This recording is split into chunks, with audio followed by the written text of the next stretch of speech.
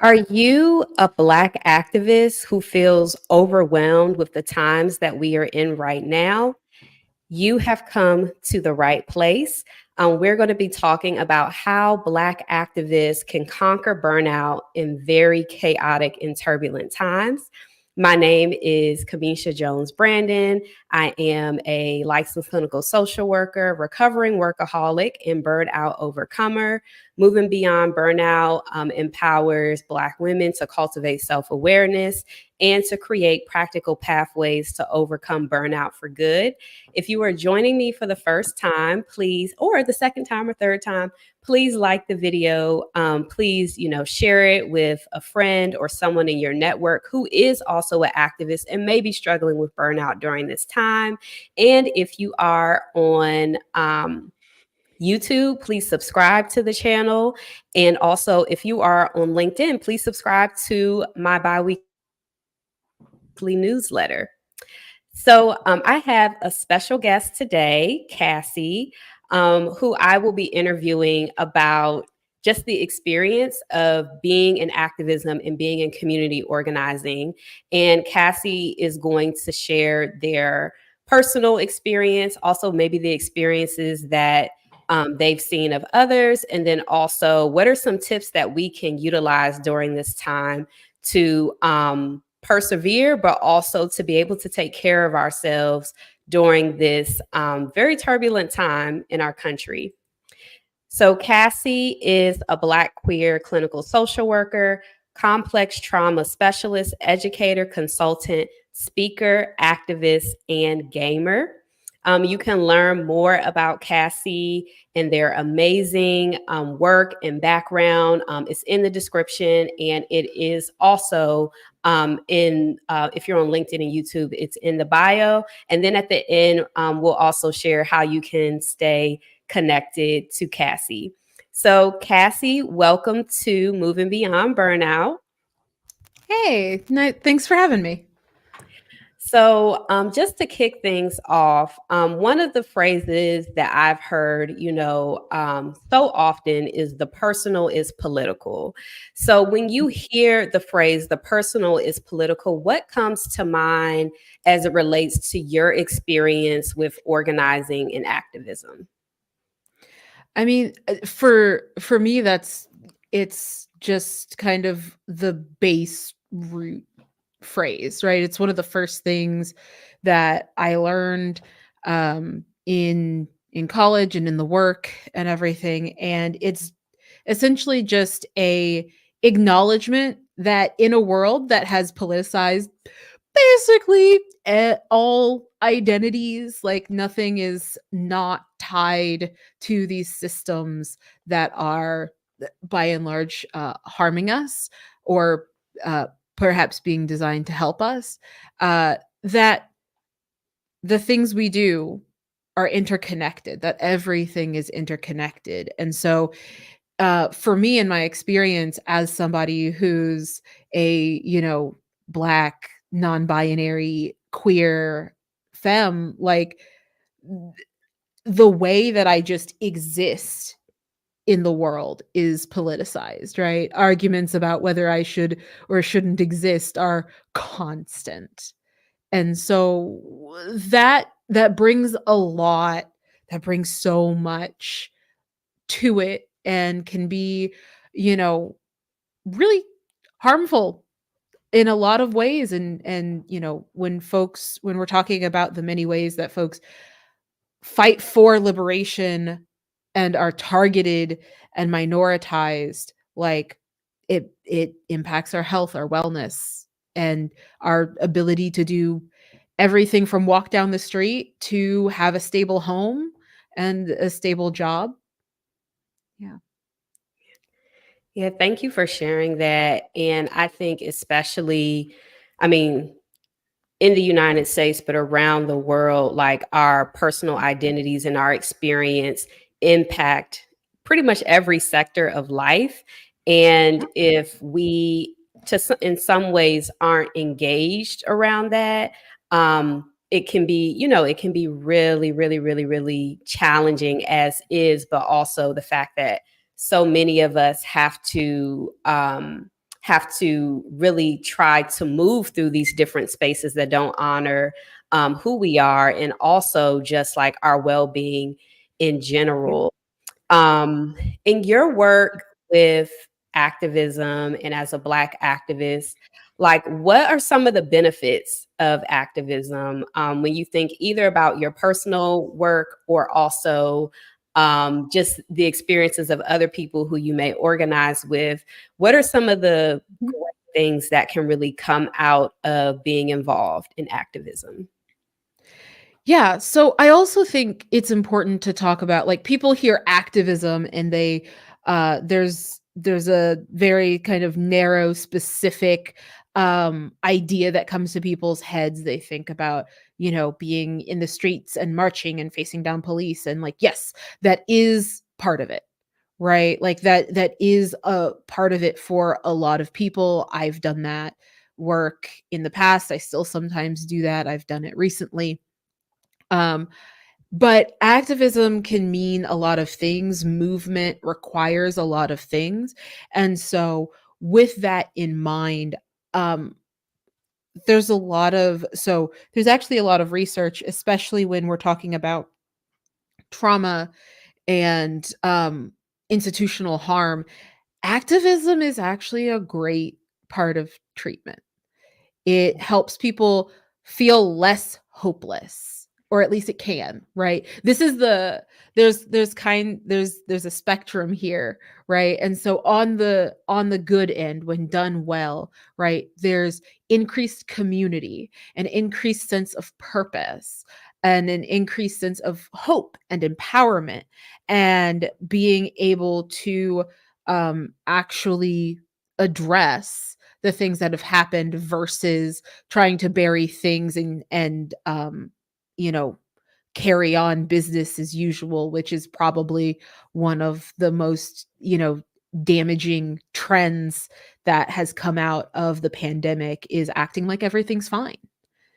And so, whether we're talking about activism as in being in the streets and things, which does carry additional risks, or we're talking about activism and community organizing and movement as in going door to door and talking to people and, getting the community together and bringing people together to stuff envelopes, to phone bank, to letter write, make having sessions, making banners and things for actions and marches and things. So there's a lot that can and is done. Hackathons, right?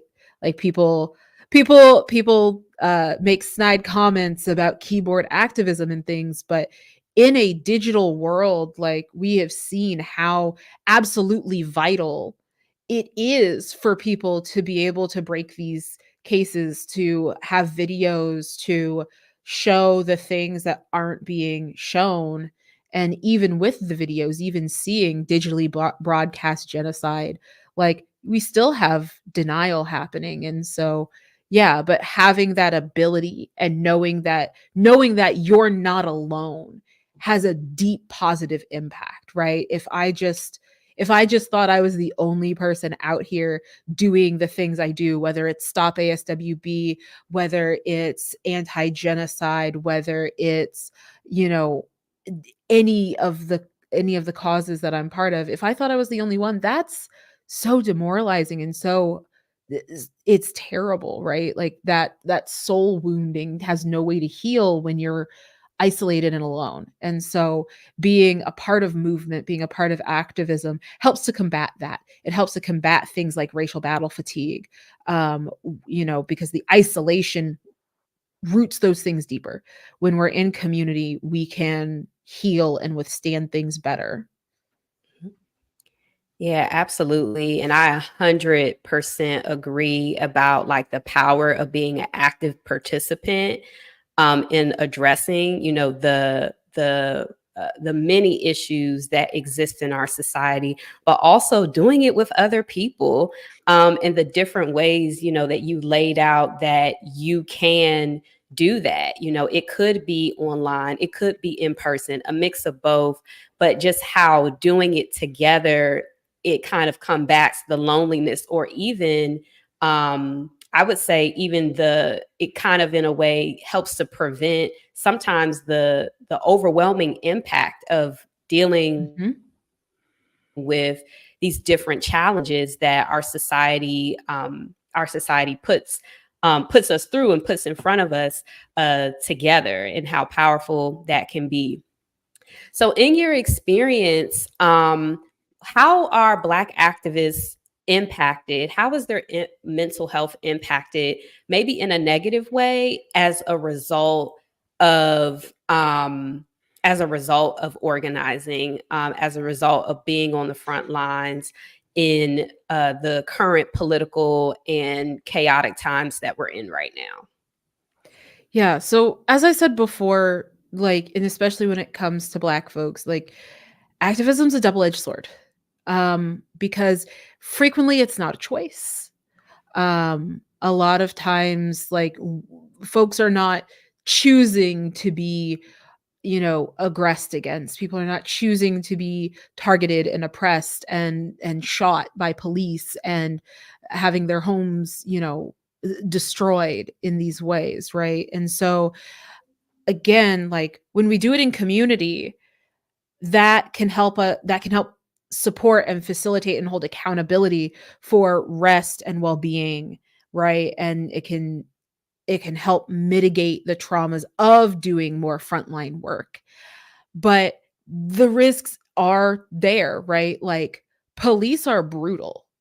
Um, they do not care about you, and they will spray you in the face, they will punch you, they will hit you with batons, they'll shoot tear gas and other things into crowds, hit you with bikes.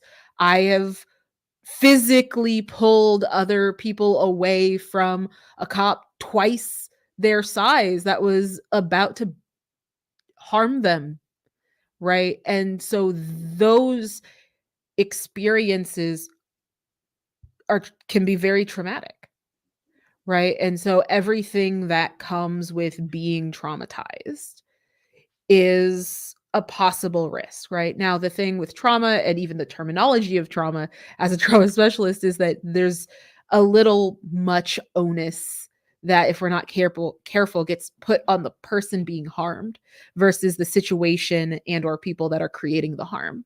So trauma, not as in your reaction is unreasonable, but trauma as in a thing has been done to you and your body is trying to respond, and there are situations that don't allow you to move through that process and be okay, right? And the knowledge that there are some situations where you're just not going to be okay. Mhm. um and so if folks have ever heard, you know the negative sides also come from the same things as work and internalized capitalism, because that exists in movement and activism too. The overworking, the isolation that our society values and facilitates, because we become easier targets, easier consumers if we're unhappy and broken down and not thinking too hard about what's happening, right? And so, like, if you haven't heard of Weathering, there's actually a book called Weathering: The Extraordinary Stress of Ordinary Life in an Unjust Society. Um that goes really deeply into the ways that not just activism, but the things that get us into activism, and how activism in without proper support harms our heart health, increased rates of diabetes, in premature death, right? There's a lot of Black activists that die young, and that is because the work is strenuous. there's not enough people that consider themselves activists, right? Like everybody's like, oh, I'm no activist. Like, why not? But and so those things do negatively impact us. And a lot of times it's Black women, because Mhm. we're the ones that fight for everybody, right? Folks may come out for themselves, but it's frequently the Black women and the Black queers that come out for everybody. And so also Black Fatigue is another book. The book is focused more on the workplace, but it's still like counts, and it talks about racial battle fatigue, and it talks about just the way that inherent in the global anti-Blackness, it wears on us. And when you're confronted day after day working on anything, right? Like I'm still helping to run the Stop ASWB movement to better like connect social work to its reported values. And even in that, right, is being attacked by people, being not just discriminated against, but degraded, and having things said about me and my name passed around and things like this. And that's a risk as an activist. And that can be really difficult if, again, you don't have, not if, when you don't have community, it's even worse. It's bad no matter what, right? Like one thing that when I work with folks and we talk about burnout, another term for burnout is exploitation fatigue, Mm. because it's a systemic issue, not an individual issue. And so it is a very real risk, because you are addressing these things head on, which can can front load feel worse, right? Resma Menakem talks about clean pain versus dirty pain. The thing with clean pain, though, is it's still pain, and it tends to be front loaded, right? But when you do get into movement and you know what's going on and you learn about the systems, then the back end is that you are able to feel more secure in, oh no, I'm not confused about what's happening this election. I'm not confused about the trajectory of the global north, not just the United States, but the global north as a whole, right? Because I do know these things. It's still horrible, but that knowledge doesn't create as much consistent long-term pain as the dirty pain of trying to ignore injustice and oppression. Mhm. So the movement lab has used FEMA's disaster cycle as a template to create a movement cycle graph, actually, that talks about the phases of being in movement, or like of activism, kind of like the phases of a natural disaster, and does talk about like the disillusionment phase, when things don't get resolved the way you thought they would, because maybe you've been taught that, like, oh yeah, change happens from within the system, and then you realize, nah, the change that happens in the system changes you. Mhm. Yeah. And that, like, those things can be really hard for people. Or you see you see things get very corporate and very political within the movement, and folks start focusing on the fundraising versus the work and the disagreements that happen, and that hurts people too. And so all of the things that happen in workplaces that hurt and disillusion people are also possible in movement. They're also possible in activism, because Mhm. it does require organizing, and it does require infrastructure. And unfortunately, the spiritual and mental health of it all gets pushed to the wayside the same way that it gets pushed to the wayside in employment, because Absolutely. Yeah. still part of we're still part of the same soup. We're all still sitting in the soup, even if we're trying to change the ingredients. Mhm. Yeah, that all that you said, I'm just like, yes, yes, yes, yes, yes. Especially, I think what you talked about weathering, which I haven't done like a video on weathering before, but I've heard about just like for us to exist and how it impacts our health long term, Mhm. just for Black folks in general. But I can imagine it even being more pronounced for people who are involved in organizing. I remember, I think when I was like in high school or maybe college, I was really into the civil rights movement, and I was kind of going down this rabbit hole of, who the different, prominent leaders were and what were some of the things that they were dealing with. And I remember that there was a video that said that when Martin Luther King died, his heart, even though he was, I think, 38, 39 years old, his heart was in the condition of like a 60-year-old, Yeah. And so I know a lot of people talk about Martin Luther King is probably one of the most visible, but if we can imagine him being in his 30s and his body from just the stress, from the constant opposition that he came up against, and that was where his body was really at. That's happening to Black women and Black folks Mhm. all the time. And so like what you're talking about, even with once we know how things really are and how they operate, it can be one, like you're able to move in the world differently because you know this information, but also the weight of it can be, overwhelming when you see really how big, like you said, these systems are and how they operate in so many ways to oppress us. And so Yeah. thinking about, self-care and community care for Black activists, period, but also especially during this time, like what are some tips that you really recommend that people can engage in right now?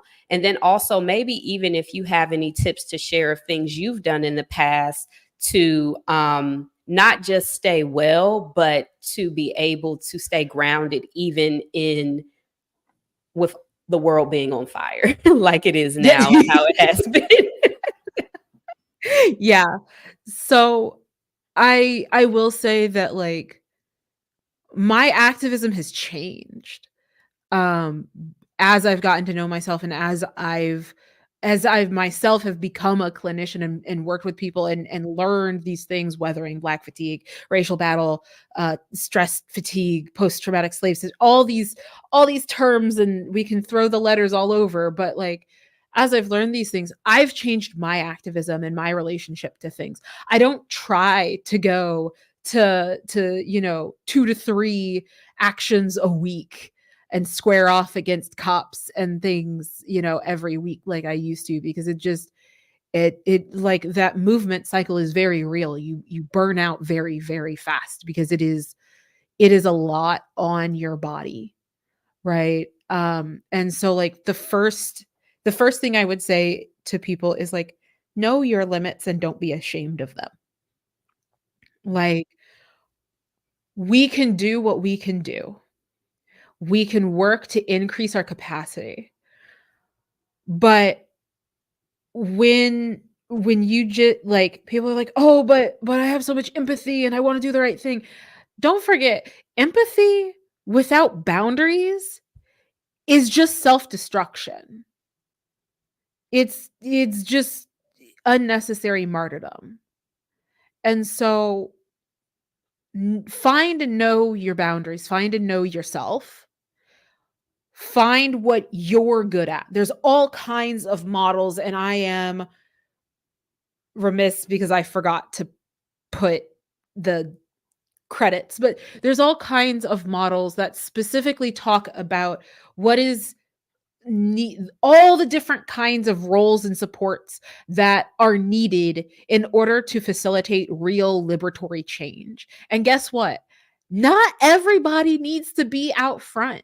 Even when I do go to marches and things now, I tend to be in the back or serving as a medic, right? I may not be up front. I may be carrying a banner, and then when stuff stops popping off, I'm washing people's eyes. I'm bandaging people up and things. In fact, the last movement I went to, I ended up using like my whole pack, right? My whole medic pack. So I have to replenish that. And so like we do need people to fund the movement, right? Like, yeah, the revolution may not be funded, but we do still have to buy supplies. We still need water and gauze and, and things as we're going. And so you can be that person. I have helped by keeping an eye on police channels, because you can get the police Where they're com at. Yeah, I know what you're online. saying. And so listening to that and being like, okay, hold on. You all are going this way, but the police are blocking off up there. So be careful. They might be trying to kettle, right? Or they might be doing this, and being connected to folks. That's things that people do. Being the organizer, sending emails, getting people Mhm. together, right? Like, uh, treatment, not trauma always needs canvassers, folks to talk to people about what it is, about why we don't want cops on mental health calls anymore, about why the city can do better and how it's going to help the community, etc. Like there are so many different things you can do, from consciousness raising, caretaking. People, we need, when there are movements, folks need people to take care of kids. Childcare Mhm. is part of activism, right? It can be, because this is part of community. We need to do this in community. So know your limits and fought, like, take care of yourself. You can't do this work if you're not here. And if you want to do it for a long time, it's got to be in a way that's not killing you. Um, so also in that same vein, don't ignore your grief and rage. Mhm. The fact, like, I like the whole I'm always angry, right? Like, and that's okay. The holding it in is what hurts you, right? Finding ways to meaningfully and without harming yourself or others express your rage and your grief is vital, because if you're not angry, you're not paying attention, right? When you look at the planet and you're like, wow, this beautiful biosphere that everything we had was growing or easily cultivated in harmony with nature. We did this for centuries. Yeah, like animals fight, humans fought each other. Cool. But it's only been the last, what, 500-600 years that a very small minority of people have seized control and so instead of being able to like lie and bask under a tree after, a couple of hours of cultivating your farm and hanging out with folks, instead we have mass incarceration and taxes. Yeah, that should make you mad. That should make you pretty angry. That's really sad. That makes me want to cry. So let yourself cry. It's not weak. It's not shameful. It is human. It is aliveness to have emotion and to feel. Numbness is part of disillusionment. It's part of complacency. It's part of the systems to keep us under control. Mhm. And so like find your people.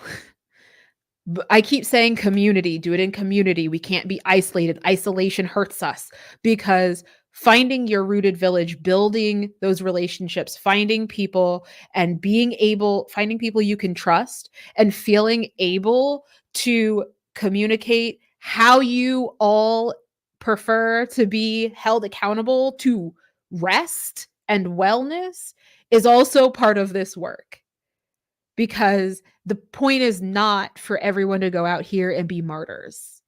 We have enough dead Black bodies. We don't need any more. Mhm. Um, so define for yourself rest, rejuvenation, and joy. Know what they are, and know what the difference between those things are for you. Part of what I said before is that I have changed my activism. So I founded Black Liberation Play Day because I realized that games and play and connecting people to imagination and creativity is a vital part of liberation. If we can't dream it, we can't do it. So we have to be able to dream, we have to be able to imagine, reimagine, create. And I realized, like, I am not 18 anymore. I do not want to be at the front lines getting sprayed, getting, hit, etc. I can't do that day in and day out anymore. I'm not running, I can't. And so this is a way to get more people involved. It's also more accessible. Accessibility is a big part of like making people feel like they can be activists, not seeing activists and being like, "Oh gosh, you're great, I couldn't." Yes, you can. Yeah. So, yeah. Also, curate your social media. Hi, everyone. We're on social media, and this is a hellscape nightmare. Curate it. Don't have your work account and your personal account as the same account. Separate accounts, separate feeds. Curate these things. Block liberally. When it cut, like, I block ads and things like none other. Hundreds upon hundreds of blocked companies and super PACs and things on my personal accounts because I don't Block want and to see it. unsubscribe. That's what I do. I want to see cats. I want to see black joy. I want to see dances. That's what my personal accounts are for. I want to see my friends winning. Like, separate your accounts and curate them. Put boundaries on how long you are scrolling. Don't doom scroll. You can stay up to date with things without looking at horrible things for 5 hours because again, that's keeping you stagnant. Keep yourself aware and then decide what you want to do with that awareness. Whether that is sharing it with other people, whether that is going out to the march, whether that is joining an organization you care about, whether it's the environment, whether it's civil rights, trans rights, anti-genocide, housing, anti-hunger, anti-poverty, childcare. All these things are interconnected. All these struggles are interconnected. Find what you care about, start there, because that also helps make it sustainable. If you go try to do something you hate, you're not going to do it. Right. Find the thing that Yeah, you're that's a good interested point. in and do that thing. And I guarantee you that thing is going to intersect. There's a reason my practice is called Intersections. And then, yeah, I already said acknowledge your limitations and everything because yeah, there's learned helplessness, there's other things, and you have to learn yourself to know when you're like falling into a trap and when you are tired and need to lay down because you know what else is part of activism? Naps. Yes. Naps. Shout out to the nap ministry, Trisha. Yes. Yeah, absolutely. Thank you. I mean, thank you so much, Cassie, for all the tips that you gave. Like, you gave so many tips in terms of knowing your limits, your boundaries, finding out where you can fit in that makes sense for you because it's all connected, it's all important. Finding joy, liberation, finding joy, rest, rejuvenation, and it's all a part of our liberation and also just existing and being able to fight for what we need and fight for a better world, but also to not lose ourselves. So I really appreciated like all the tips that you gave. And I'm similar to you. I am not my 21, 22, 23-year-old self when I used to be more involved in organizing. Like the way that I do it just looks different. But it's still, we have to find where we fit, but also to keep all those things that you mentioned in mind, to take care of ourselves. So lastly, how can we find you? What are some things that you're currently focused on? I would love the audience just to be able to know how they can support you in your work, but also so we kind of know how to get connected to you. Yeah, absolutely. So, hi, I do a lot of things. I love rest and I love gaming, but I also do a lot. And so you can find me on so I'm on Blue Sky as Intersections CCH, Intersections LLC on Instagram. It's just my governmentals on LinkedIn. So Cassandra Walker LLC is Instagram.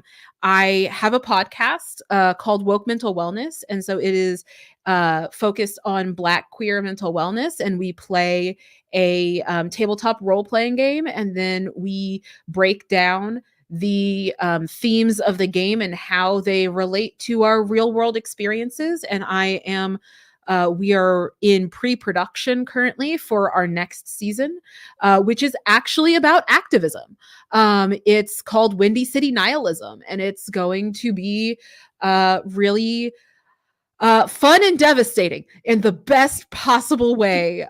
Because again, creativity and imagining is a big part of where my activism is now. And so I'm looking towards reforming and figuring out a sustainable way to continue Black Liberation Play Day, which was an monthly intergenerational day of play here on the south side of Chicago to get folks together to reconnect them with themselves, their community, and their creativity and imagination through games and play.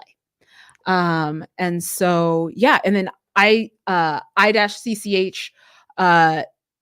.com is my website, which will have links to basically everything. And if you want to help me fund the editing for Woke Mental Wellness, I have a Ko-Fi that is Woke Mental Wellness on ko-fi.com, ko-fi.com/woke mental wellness.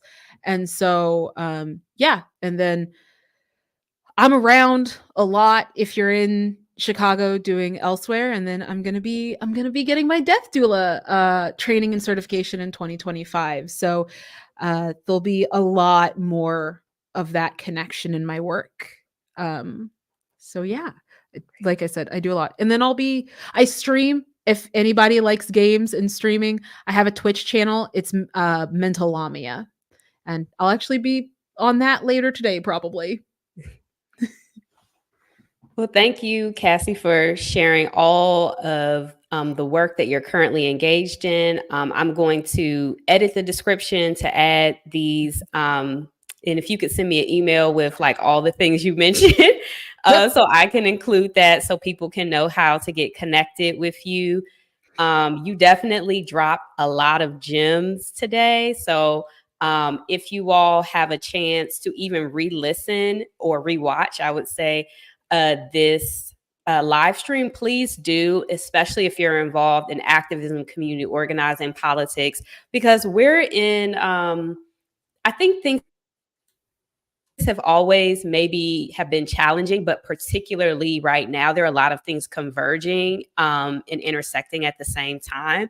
And we need to not just be prepared, but to know how we can take care of ourselves, even in the midst of all this, because you know, Audre Lorde says self-care is not an act of self-indulgence. It's for preservation, right? And so we don't want to lose our well-being, even in the midst of these challenging times that we're in right now. Yeah. So and I do have an article on Medium that is maintaining advocacy and wellness in times of digitally broadcast genocides as well to help people. And if folks are interested in, there is a photo of Movement Labs, the graph that I was talking about, the movement cycle. So it is in that. Great. Thank you for sharing that. And yes, please send me all the links so I can put them so that people can access these resources and also support what you're doing. Next topic is going to be taking back your power in a stressful world. So that will be on November 7th. I will be streaming earlier at 10 a.m. because I have a conference to go to get my CEUs for my social work license. So join me every other Thursday for Moving Beyond Burnout. please like this video. It helps to push it, in the algorithm, the great algorithm. Please share this video with a friend or anyone you know who is involved in community organizing or activism, but is looking for a source of information and support and care during this time. And if you're on YouTube, please subscribe to the channel. We're trying to reach 300 subscribers by the end of this year, and we're 25 away. So just give us a quick subscribe. And thank you again, Cassie, for just sharing all of your experience, your wisdom, your knowledge around Black activism. I believe that this is a very valuable conversation given the times that we're in. And I appreciate all of your work, all of your organizing, and everything that you've done to make our world a better place and to fight for liberation. So thank you all so much for tuning in. And I'll see you in 2 weeks.